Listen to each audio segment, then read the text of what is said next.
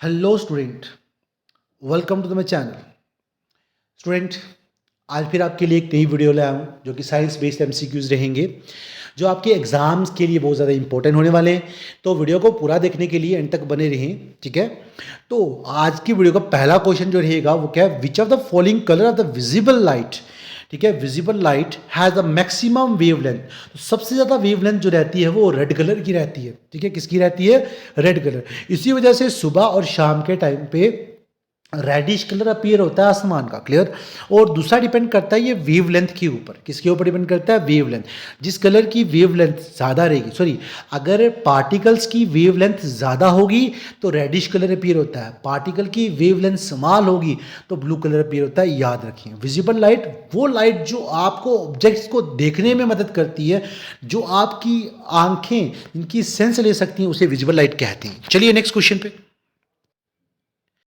तो आज की वीडियो का नेक्स्ट क्वेश्चन क्या है स्टूडेंट, कि विच of the following term does not represent electrical power in a circuit. तो वो आई आर स्केयर आता है, ठीक है, वो नहीं आता यहाँ पर। बाकी सारे फॉर्मूला जो हैं, ये वाला फॉर्मूला आपको नहीं मिलेगा। नेक्स्ट क्वेश्चन चलते हैं।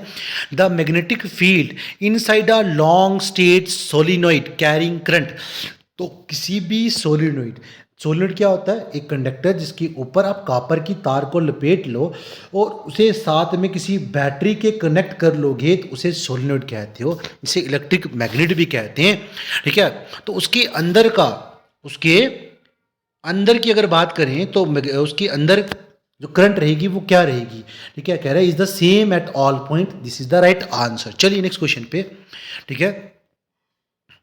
तो कह रहा है which are the following correctly describe the magnetic field near a long straight wire, ठीक है। इनमें से कौन सा डिफाइन करेगा उसको? तो D is the right answer. The field consist of a concentric circle centred by the wire. मैंने बताया था जब मैग्नेटिक फील्ड पाई जाती है ना तो एक वायर में, तो वो कंसेंट्रिक सर्कल बनाती है। मतलब अंदर वाले सर्कल जो वो होगा जहाँ पे मैग्नेटिक फील्ड ज़्यादा होगी, बाहर वाले में क्या होगी? कम होगी। जैसे जैसे दूर जाती जाओगे इसकी स्ट्रेंथ थोड़ी सी कम होती जाएगी, इंटेंसिटी थोड़ी कम होती जाएगी, ठीक है। तो अगर अच्छे से देखना चाहते हो तो पिछली वीडियो मेरी देख सकते हो, उसमें मैंने से अच्छे से एक्सप्लेन भी किया, ठीक है। चलिए नेक्स्ट क्वेश्चन पे। Which type of the chemical reaction take place during digestion of food. जब आप खाना खाते हो ना तो किस तरह की रिएक्शन होती है? ध्यान से सुनना। मैंने रिस्पायरेशन बताया था, वो रिस्पायरेशन ही होती है। खाने के साथ जो रिएक्शन हुई ना उसको रिस्पायरेशन भी कह सकते हो। और रिस्पायरेशन में एक चीज़ होती है, क्या रिलीज होती है? रिस्पायरेशन में रिलीज होती है, आपकी बॉडी क्या रिलीज करती है? हीट। क्या बोला मैंने? हीट रिलीज करती है। क्या रिलीज करती है? वो हीट रिलीज करती है। और एक बात और आ जाएगी, अगर आपकी क्वेश्चन में पूछा हो कि वो रिएक्शन जिसमें हीट रिलीज करती हो तो एक तो रिस्पायरेशन होगी, ठीक है। और ऐसी रिएक्शन को ना एक्सोथर्मिक कहते हैं। क्या बोलते हैं? एक्सोथर्मिक एक। और दूसरा डिकम्पोजिशन भी कहते हैं। अच्छा, क्यों कहा decomposition? Decomposition, composition word use हुआ, कंपोजिशन होगी बनावट। तो डी वर्ड यूज करते हैं अपोजिट सेंस के लिए, और कंपोजिशन होगी बनावट। मतलब वो रिएक्शन जिसमें किसी की बनावट टूटे, जो पार्टिकल्स होते हैं वो टूटते हैं, तो डिकम्पोजिशन भी कह सकते हो। अगर यहाँ पर एक्सोथर्मिक होगा तो राइट आंसर एक्सोथर्मिक करके चलोगे, वो नहीं था तो decomposition is the right answer, ठीक है। अगला, कॉम्बिनेशन में क्या होता है? जिसमें दो एलिमेंट या दो से ज़्यादा, दो या दो से ज़्यादा रिएक्टेंट रिएक्ट होके एक सिंगल प्रोडक्ट बनाएंगे। क्या बनाएंगे? सिंगल प्रोडक्ट बनाएंगे, उसे कॉम्बिनेशन रिएक्शन कहेंगे। अगला, डिकम्पोजिशन पढ़ चुके हो, डिस्प्लेसमेंट करवा चुका हूँ, फिर से रिपीट करता हूँ। जिसमें कोई चीज़ लेस रिएक्टिव को छोड़ के मोर रिएक्टिव के पास चला जाएगा, ठीक है। ठीक है, तो उसे क्या बोलते हो? डिस्प्लेसमेंट रिएक्शन, ठीक है। जैसे कि मान लो कि मेरे पास एक था जिंक क्लोराइड, साथ में मैंने आयरन रिएक्ट करवा दिया, तो जिंक की क्लोराइड के साथ कम बनती है, ठीक है। या सोडियम ले लेते हैं यहाँ पर, अच्छा रहेगा। मैंने मान लिया मेरे पास जिंक क्लोराइड था प्लस सोडियम ले लिया, तो सोडियम ज़्यादा रिएक्ट करता है क्लोरीन के साथ, तो क्या बन जाएगा? Sodium chloride. और जिंक बेचारा अकेला हो जाएगा। This is known as displacement reaction. Double displacement, जब एक ही रिएक्शन में दो चीज़ें रिएक्टेंट में डिस्प्लेस करके प्रोडक्ट में अलग अलग जगह चली जाएंगी, डबल डिस्प्लेसमेंट, ठीक है। चलिए नेक्स्ट क्वेश्चन पे। Butanone is a 4 carbon compound with the functional group, ठीक है, कीटोन। क्या कहते हैं उसे? कीटोन। कीटोन की पहचान क्या होती है? किसी भी नाम का अगर लास्ट में ओ एन ई लगाओ तो कीटोन होगा, अगर ओ एल लगा है तो अल्कोहल साथ में या ओ एच लगा होगा। एल्डिहाइड, एल्डिहाइड में साथ में क्या लगा होगा? E L. मिथनेल, इथनेल, प्रोपोनेल, बुटेनेल करके होगा, ठीक है। ये इसमें मिथनॉल, बुटेनॉल, प्रोपोनॉल वगैरह करके नाम दिए जाएंगे, ठीक है। कार्बोक्सिलिक में ओइक से खत्म होता है और फॉर्मूले में C double bond O H लगा, सी ओ एच लगा होगा, तो इसका स्ट्रक्चर इस तरह से होता है, C double bond O H, ठीक है। ओ एक से नाम खत्म होते हैं, याद रखेंगे। चलिए next question, which of the following pair will give displacement reaction? इनमें से कौन से पेयर में डिस्प्लेसमेंट रिएक्शन हो सकती है? Sodium chloride, magnesium chloride, iron chloride या सिल्वर नाइट्राइड, ठीक है। जल्दी से बताएं, ठीक है, जल्दी से बताएं किस किस में डिस्प्लेसमेंट हो सकती है इन दोनों में से। तो इसका जो राइट आंसर रहेगा स्टूडेंट, वो आपके पास AgNO3 solution plus copper metal आ गया। नेक्स्ट क्वेश्चन पे चलिए, which is the following method is suitable for preventing an iron frying pan from rusting? क्या मेथड उसको बचाता है रस्ट न लगे, ठीक है। तो जिंक कोटिंग चढ़ा देंगे उसके ऊपर, और जिंक जो है वो एंटी रस्टिंग का काम करेगा, एक प्रोटेक्टिंग लेयर बना देगा ऊपर, उस पर जंग नहीं लगेगा। नेक्स्ट क्वेश्चन पे चलिए, which of the following is not an acid base indicator? What is indicator? Indicator जो एसिड और बेस की प्रेजेंस में कलर को चेंज करता है। जैसे हल्दी हो गया, हल्दी में आप अगर नींबू का रस डालोगे, मीन एसिड डालोगे, उसका कलर अलग होगा, अगर कड़वा रस डालोगे तो उसका कलर अलग होगा। डेट मीन हल्दी भी एक नेचुरल इंडिकेटर है, ठीक है, याद रहेगा, ठीक है। इनमें से कौन सा था? वैनिला, याद रखें, right answer is the vanilla. और लिटमस भी एक इंडिकेटर है, ये भी पूछ सकता है आपको। मिथाइल ऑरेंज भी एक इंडिकेटर है, क्लियर। चलिए, name the scientist whose design the pH scale? PH scale वो स्केल होता है जो एसिड की क्वांटिटी या फिर बेस की क्वांटिटी को बताता है कि वो स्ट्रॉन्ग है या वीक एसिड, या वीक बेस है या स्ट्रॉन्ग वीक बेस है या स्ट्रॉन्ग बेस है, वीक एसिड है या स्ट्रॉन्ग एसिड है, ठीक है। तो किसने इसको किया था डिस्कवर? वो था सोरेनसन। रुथरफोर्ड ने क्या किया था? जल्दी से कमेंट करें, ठीक है। तो अगर मैं बताऊं रुथरफोर्ड के बारे में, रुथरफोर्ड की अचीवमेंट्स हमारे पास ये थी, उसने कहा था कि बीच में न्यूक्लियस के एटम के बीच में न्यूक्लियस पाया जाता है जिसमें पॉजिटिव चार्ज पाया जाता है, और इलेक्ट्रॉन उसके आगे पीछे रिवॉल्व करता है जिसका चार्ज नेगेटिव होता है, और जितना पॉजिटिव चार्ज है उतना ही क्या होता है? नेगेटिव चार्ज होता है, ठीक है, याद रखेंगे। और रुथरफोर्ड ने क्या किया था? गोल्ड फॉइल एक्सपेरिमेंट किया था, ठीक है।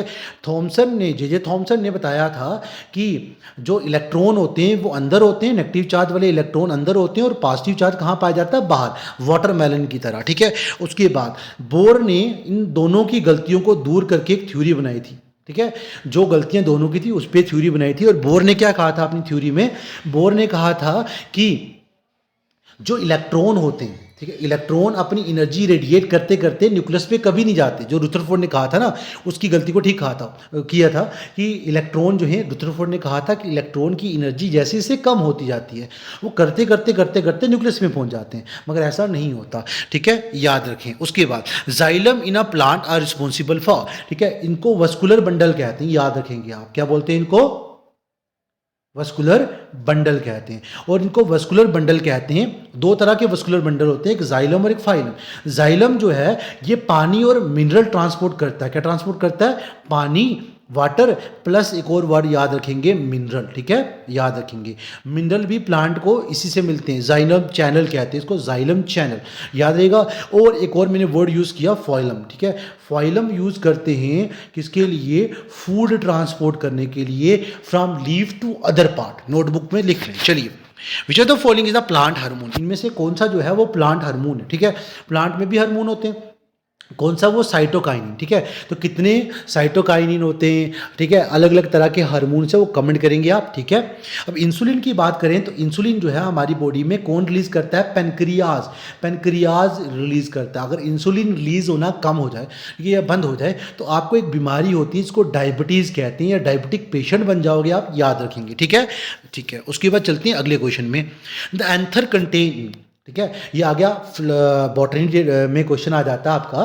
तो एंथर कहाँ पाया जाता है? तो अगर आप sexual characteristics of flower plant पढ़ोगे ना, तो मेल रिप्रोडक्टिव ऑर्गेन को हम एंड्रोशियम कहते हैं, और एंड्रोशियम में एक पार्ट पाया जाता है, ठीक है, तो उसे क्या बोलते हैं, एंथर, ठीक है, एंथर पाया जाता है। एंथर के अंदर क्या पाए जाते हैं, पोलन ग्रेन। जैसे मेल में स्पर्म पाए जाएंगे, मेल गैमेट, इस तरह से मेल गैमेट इन फ्लावर जो रहेंगे वो क्या रहते हैं, पोलन ग्रेन।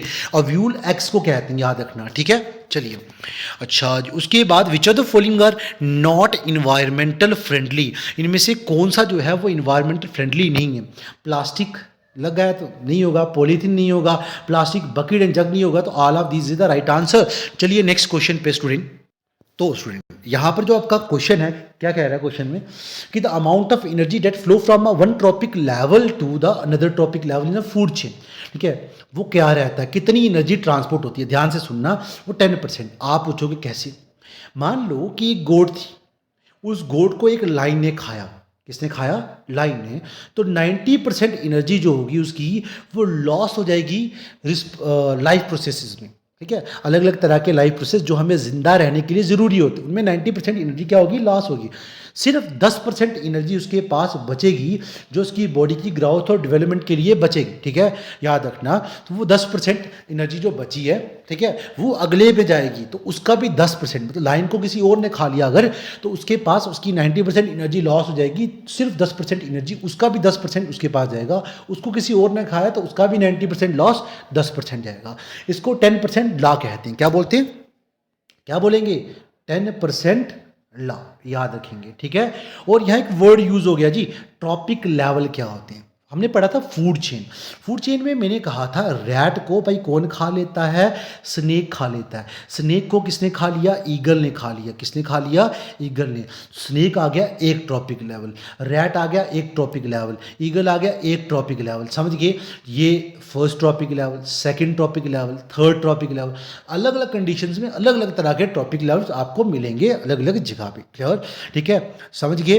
तो उसके बाद ना एक वर्ड और आता है फूड चेन के साथ साथ, फूड वेब।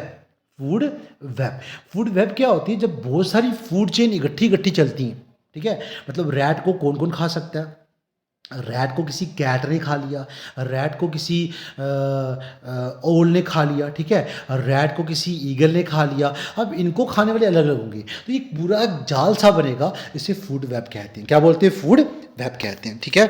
और एक और बात आती है यहाँ पर, biodegradable substance. Biodegradable substance, biodegradable substance कौन से होते हैं, जिनको डिकम्पोजर मीन कीड़े मकोड़े खा पी के ख़त्म कर सकते हो, जैसे कि घास फूस, आपके घर का बचा हुआ खाना, ठीक है, वो सारे के सारे, ठीक है, पेड़ भी हो जाएगा उसी में।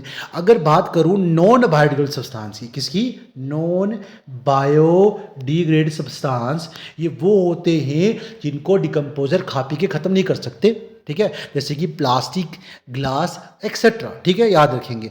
उसके बाद अगला क्वेश्चन आपका, विच of the following is responsible for the depletion of ozone layer, इनमें से कौन जो है रिस्पॉन्सिबल है जो ओजोन लेयर को डिप्लेट करता है, ठीक है, वो है क्लोरोफ्लोरोकार्बन, ठीक है, क्लोरोफ्लोरोकार्बन, CFCS, क्लोरोफ्लोरोकार्बन, ठीक है, याद रहेगा। ये नहीं करता कार्बन डाइऑक्साइड। कार्बन डाइऑक्साइड काज ग्लोबल वार्मिंग, क्या काज करता है, ग्लोबल वार्मिंग, ठीक है। तो ये भी बताऊंगा मैं क्या होता है। पहले बात करते हैं डिप्लेशन, किसकी बात करते हैं, शाबाश, डिप्लेशन। डिप्लेशन का मतलब, ओजोन तो जानते हो जिसका फॉर्मूला होता है O3, ठीक है, एक ब्लैंकेट है अर्थ के ऊपर जो हमारा एटमॉस्फेयर बनाता है, ठीक है, उसे ओजोन कहते हो।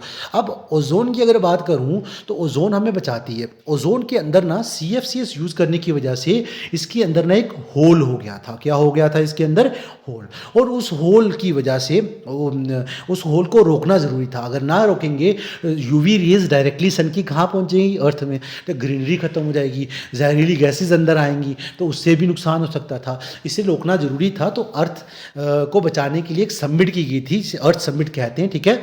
तो इसको बाद में वहाँ पे एग्रीमेंट करके इसको बंद कर दिया था यूज़ करना, इसकी जगह इसका कोई अल्टरनेट यूज़ करना शुरू किया गया, ठीक है। अब बात करते हैं what is global warming. Global warming is known as rise of temperature of globe, क्या होगा, rise of temperature, rise of temperature of globe, globe का टेम्परेचर बढ़ना। आप पूछोगे कैसे बढ़ता है, ग्रीन हाउस गैसेस की वजह से। तो आप कमेंट में बताएंगे क्या होती हैं ग्रीन हाउस गैसेस, कौन कौन सी है, तो नाम सर्च करना है, ग्रीन हाउस गैसेस। ये गैसेस जब ऊपर से सूरज की किरणें इन पे पड़ती हैं तो ये उसे एब्जॉर्ब कर लेती हैं और एब्जॉर्ब करके गर्म हो जाती हैं। ग्लोब के अंदर हैं तो ग्लोब का टेम्परेचर बढ़ाएंगी। ग्लोब के टेम्परेचर बढ़ने से नुकसान क्या है? नुकसान मेन पड़ता है ग्लेशियर पे। ग्लेशियर पे पिघलना शुरू कर लेंगे ग्लेशियर, और ग्लेशियर पिघल के वाटर कहाँ जाएगा? सी में, और सी लेवल क्या होगा? राइज होगा। तो नुकसान तो है ही है। जो कंट्रीज़, जो स्टेट्स उसके किनारे में पाई जाती हैं वो सारी डूबना शुरू हो जाएंगी। तो इसे ग्लोबल वार्मिंग के नुकसान कहते हैं। क्लियर हुई बात मेरी? अच्छा, एक और काज होता है एसिड रेन। हमने ये भी थोड़ा सा डिस्कस किया था। एसिड रेन हम जानते हैं कि जब हम चीज़ों को यूज़ करते हैं, पोल्यूशन करते हैं, और पोल्यूशन में जो हम गैसेस को छोड़ते हैं ना, रिलीज़ करते हैं, तो वो सारी की सारी एटमॉस्फेयर में जाके एसिड जो पार्टिकल डिस्प्लेस होते हैं इधर उधर, तो वो क्या करते हैं, बारिश के साथ मिक्स होके जब रेन की फॉर्म में ज़मीन पे पड़ेंगे तो उसे एसिड रेन कहते हैं, जो ग्रीनरी में, बिल्डिंग्स में उनके कलर चेंज करने के कारण बनती हैं। और यही मेन कारण है ताजमहल के कलर चेंज होने की वजह उसी में माना जाता है। इसी वजह से वहाँ पर सीएनजी वगैरह का यूज़ किया जाता है। ठीक है, सीएनजी क्या होती है? Compress natural gas. आज की वीडियो में इतना ही। Thank you for watching this video. Subscribe करना ना भूलें। मिलते हैं नेक्स्ट वीडियो में। ठीक है।